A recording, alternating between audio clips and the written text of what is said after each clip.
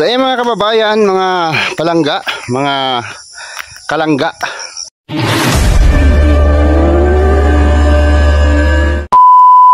shout out po sa ating lahat at isang mapagpalang umaga po sa ating lahat ngayong araw ng Lunes.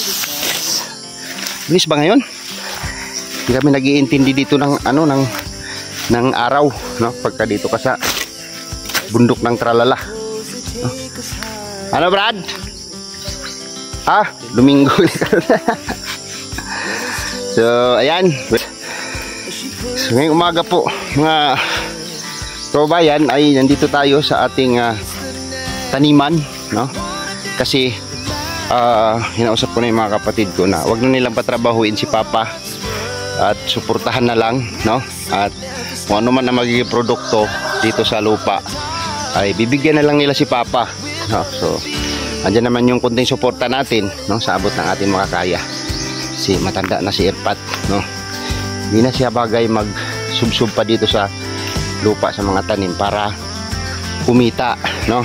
So pagsikapan ko na lang na siyempre mabigyan ko rin ng pakunti-kunti sa bawat buwan, no? At mayroon din naman siyang senior every quarter, no? Every 3 months yata yung senior niya. So 3,000 din yun, sayang din yun, di ba? So gagawin na lang ni Papa dito, to supervise na lang siya, hindi na siya magtrabaho, no? Kakausapin ko yung kapatid ko habang nag-aabis ng rubber, no? Para makita nyo rin kung ano yung proseso ng ating rubber product, no? Rubber tree production ng rubber tree, no? Kung paano siya maging pira. Ulit tayo. Yan yung ating brother.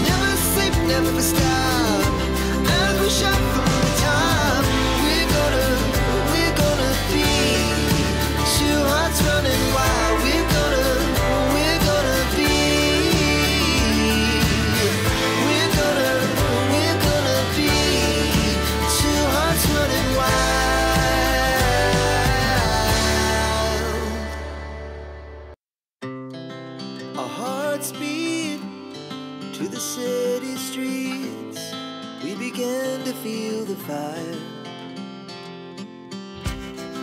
We rise like tall buildings as the chemicals they take us higher. The night's young and it's just begun as she puts her hand in mine. We wanna chase the night, wanna dance to the light, pull the stars from the sky, just two hearts running wild.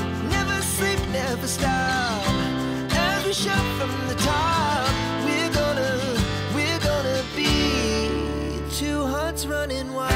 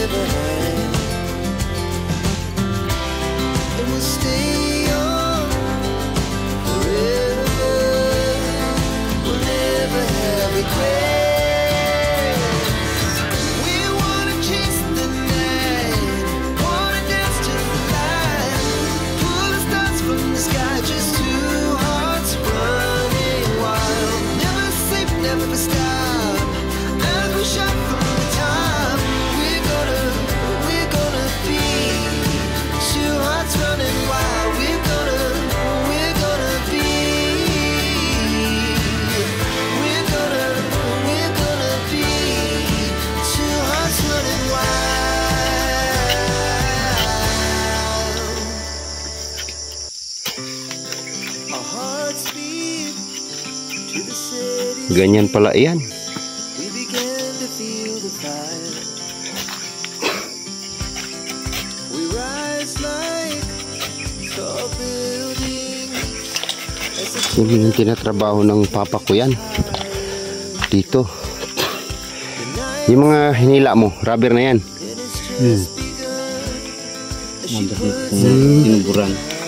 Ah, yung ano, titigas din pala ito. Yung lalagyan ng acid, titigas yan.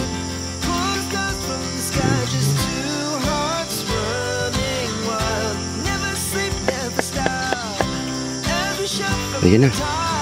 Nagtubod na siya. Ha? Tek. Papatak na siya. Yun. Ha? Isa. Dalawa. Tatlo. Apat. Tama na. Mapupuno din yan maghapon.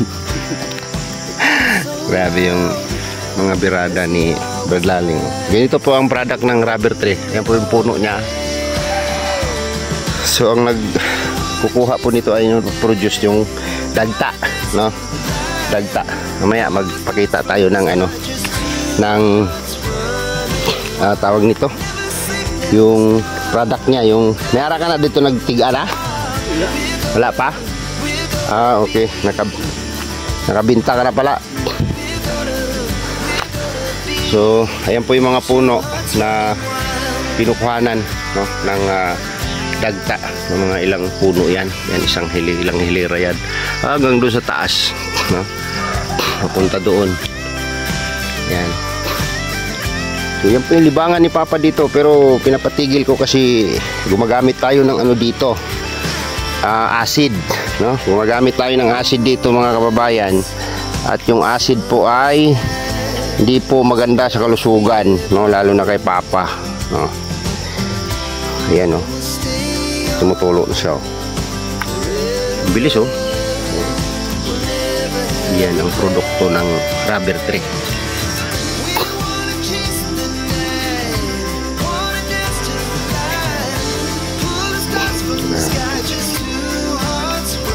Tumitigas pala yan. Kahit walang acid yan. I-acid ka magkuhan. Be. Ay. I-acid ka.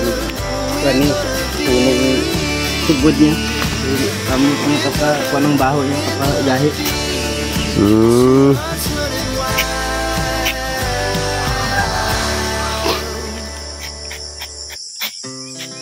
Our hearts beat to the city streets. We began to feel the fire.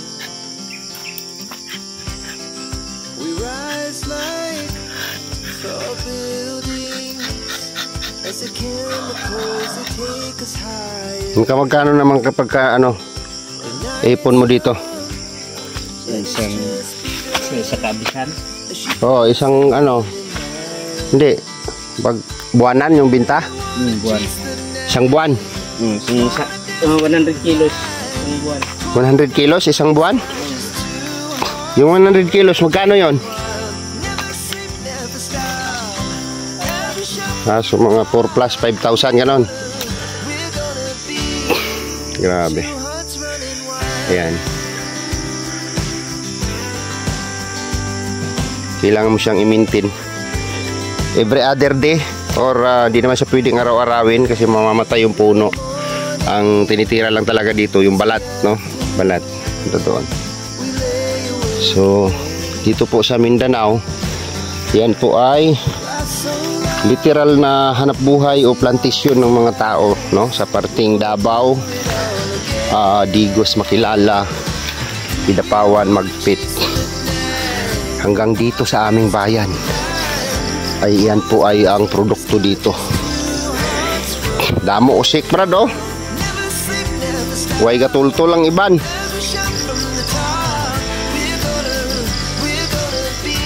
Damo usik. So paglaki yan, yan katulad yan, ang laki na. kapag hindi na masyado maganda yung ano niya, puno niya, ibig sabihin tumanda na yung puno niya, tinutumba na yan, no? Kinakahoy na yan, kinakahoy na. So yan yung kapatid ko na si Brad Laling ang nagmi-maintain dito, no, sa aking area, no? Itong rubber na to, sila din tong nagtanim nito, no? Baga nung araw, mga pinapadala-dala natin ni Papa ay pinipinansya dito, no, para makapagtanim ng rubber tree. So dyan sa taas, parting dyan, marami na rin sumusunod dyan na rubber, no? Lansones, ilang punong lansones yan, marami-rami rin yan, diba?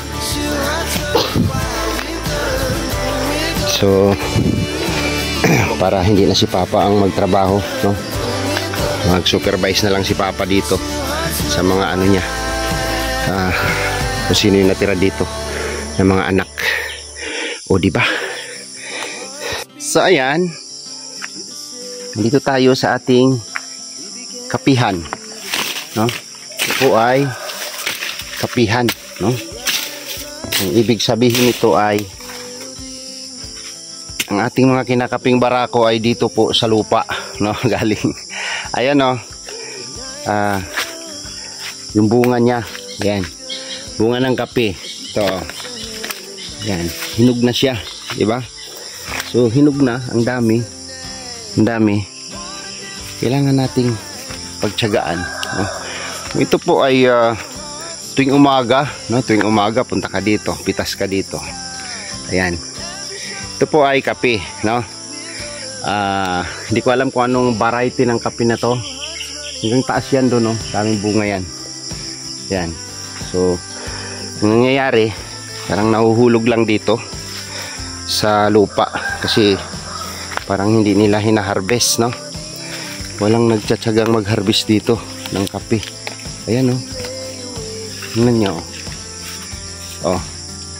So sa produktong ganito, no, sa pagtatanim ng kape, napakasimple lang, no? Tutubo lang to, yung seedlings nito nandito lang sa lupa, bubunutin mo lang siya at itanim, no? Kasi tutubo lang yan dito, no? Tutubo lang yan. So grabe ang ano dito, ang nahuhulog lang siya, no? So try ko siyang pagtiyagaan ng ilang oras, no?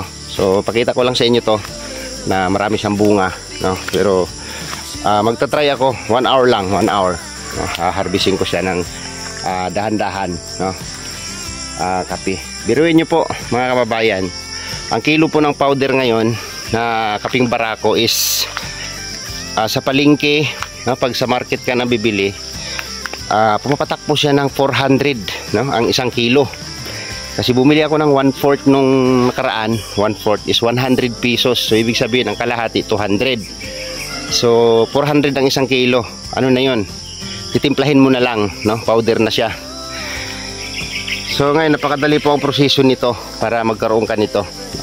Pag harvest nito, ibibilad mo lang siya hanggang matuyo, no? Pag tuyo niya, ibibigasin mo siya, no? Dalhin mo doon sa bayan, no? Kung meron ka ng isang sakong na ipon, bibigasin mo lang siya. Pagkabigas na, yun na yun, pwede mo na siyang ibenta, no? At kung ikaw lang ang gagawa, mas maganda, no? Sangagin mo siya ayon sa iyong kagustuhang kulay, tapos dalhin mo na dun sa gilingan, no? Papagiling mo siya para magiging kaping barako. Okay, so sasampulan ko lang dito ng konti, tapos papakita ko sa inyo kung ilang kilo yung ma-harvest ko sa loob ng isang oras, no? Itong mga bunga na to, kukunin natin yung mga pula, no? So papakita ko sa inyo kung ilang kilo ba ang ma-harvest ko sa loob ng 30 minutes or 1 hour, no? So hindi na natin, ano, kasi wala akong videographer, ito explain ko lang sa inyo. Hindi, papakita ko sa inyo mamaya kung ilang piraso o ilang kilo yung aking mapipitas. So tara, ang daming puno, oh. Yan, puno ng kape yan, dami. Alright. We wanna chase the night, wanna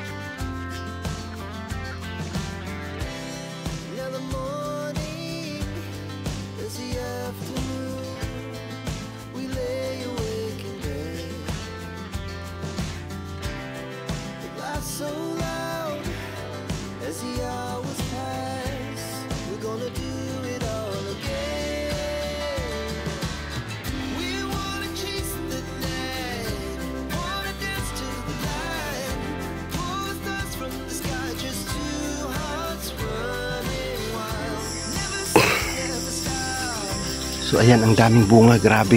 Oh. Grabe ang bunga guys, sobrang dami. Oh my goodness, ay grabe. Sipin niyo po, oh. Parang ayaw kong umalis dito na nagpipitas kasi nai-enjoy. Nag-i-enjoy ako sa pagpipitas hanggang taas po yan. So, hanggang doon, oh. Punong-puno ng bunga yung taas niya, oh. So, ayan. Grabe ang bunga, dami. Pero matibay po itong kape na to, kahit balikuin mo yan, hindi yan mababali, no? Kung babali man yan, mas maganda para hindi siya tataas, no? Nakaka-enjoy mag-harvest. So nakapuno na tayo ng isang hating galon. Ayan, hating galon. Dami pa, no? So wala pang 30 minutes akong nagpipitas. So, sobrang dami pa ng bunga niya, oh. Yan, oh, nakakapanghinayang po mga kababayan. So kailangan ko harbisin. Nanghinayang ako eh, kunin ko siya. So hindi ko muna ibibidyo kasi wala akong videographer. So tilang muna kayo, ha. Abangan nyo yung pag ano ko nito. Pagkatapos ko nito isang puno, tatapusin ko lang to kasi hinog na. Nanghinayang ako. Let's go. Wala pang 30 minutes na harvest. Daming bunga. Daghang bunga ang kape. Oh.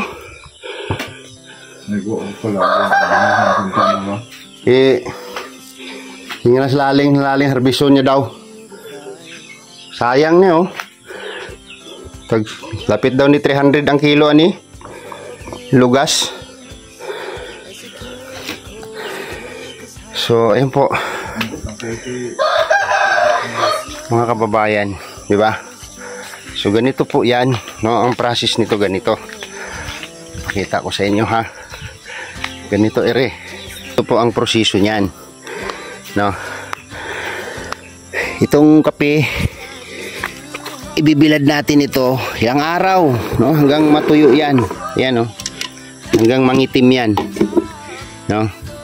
Kasi pag natuyo na 'yan, pwede na natin yang ipa-tracer para maging bigas siya. Yan, ganyan ang proseso niyan. Sa amin noon, binabayo namin ito, no? Binabayo namin bago ibilad. Bago ibilad, binabayo namin 'yan. Oh. Sipin niyo po 'yan, mga kababayan, no. Kung isa kang taong matyaga, wala pang 30 minutes na harvest ko 'yan. Ka isang galon. Yan, pagkatuyo niyan. Yan, kaya ang magandang bilaran nito is ano, yung yero, no? Kundi sa simento siya, dryer. Mabilis siyang matuyo. Hanggang maganito siya, oh. Ganito. Ayun na yung bigas niya, oh. Yan, ang kaping barako. Ang kaping barako. Ganon. So nandito lang yung pera. Kailangan mo lang magtiyaga, no? Kailangan mo lang magsipag sa pag-harvest ng ganyan kasi nagkalat po yung mga puno dyan ng kape sa palibot. Grabe. Suha! Hindi na nakain ng suha. Kita nyo. Ang tamis nito. Dalhin ko nga to. Dami pang bunga, oh. Seedless pa yan, seedless. Harvestin natin. Nagatas ka na? Tapos na. May tira pa tinapay kahapon, binili ko. Tabi mo yung ano, Skyflex mo para ano, hindi masungkab sa iban. Ito, taas butang. Kumusta ang pakiramdam, no? Sakit pang paa mo? Sakit ninyo ay tumaulan ko tumas. Sakit yung ano, yung bagtak. Binti. Binti mo. Wala na, hindi ka na sanay pa. Kaya wag ka nang wag ka nang magtrabaho diyan, ha. I-supervise mo na lang na si Laling. No? Si Kulaling ba, mo na lang na siyang i-guide. Tama ba nang iyang pagpaghot diya sa rubber? Paghot sa rubber, wag ka pangabis. Itudluan mo man na. Training ko na doon, punuan. Agi, tagaan mo rin isa ka punuan para sa training niya.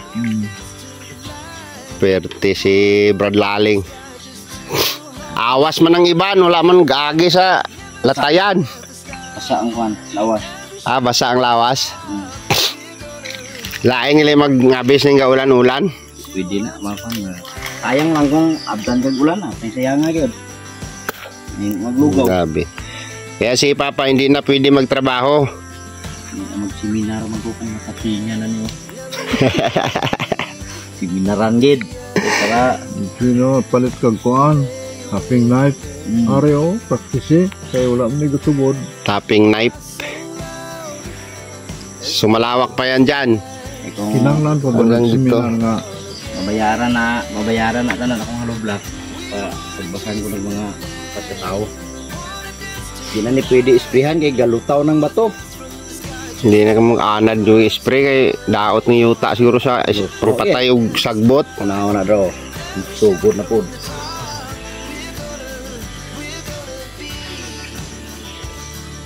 Sana ano natin yung bahay sa baba para ano. Nang mana kung wala lagi sila ling araw din. Purtar din na.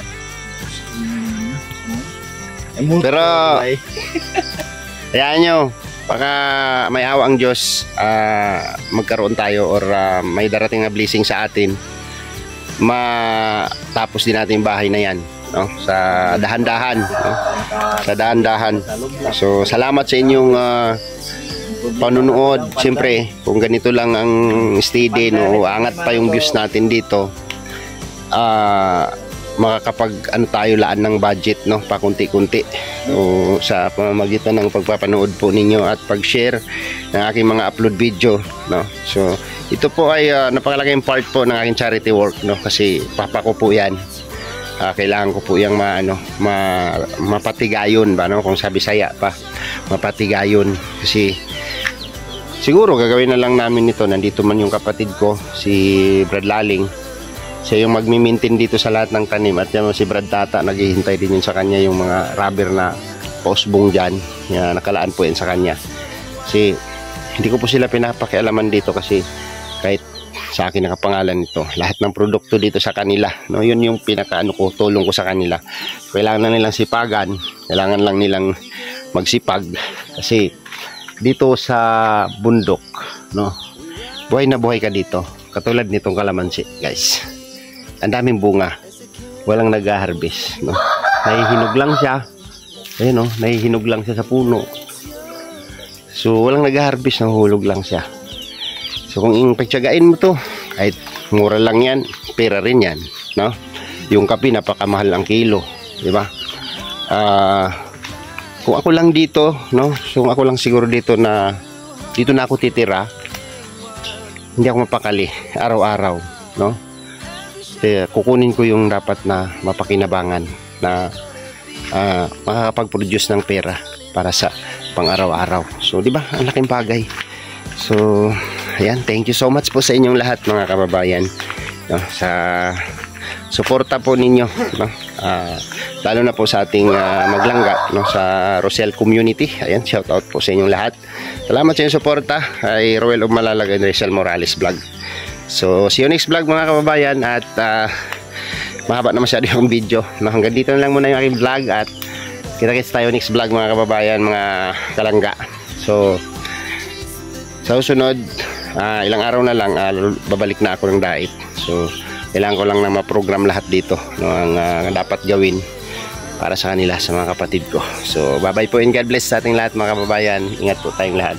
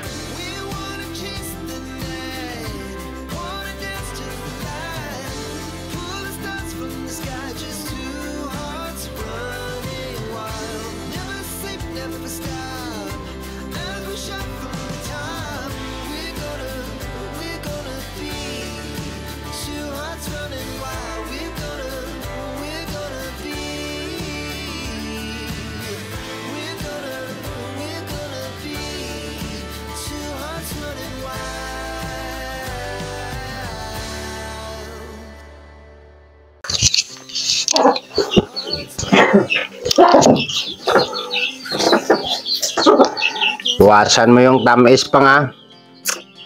Kakalamay pa ka sa gatas ni mo. Yo.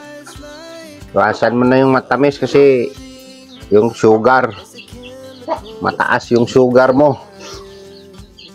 Oh, may kulay mo ng tubig sa baso. May kulay. May gatas.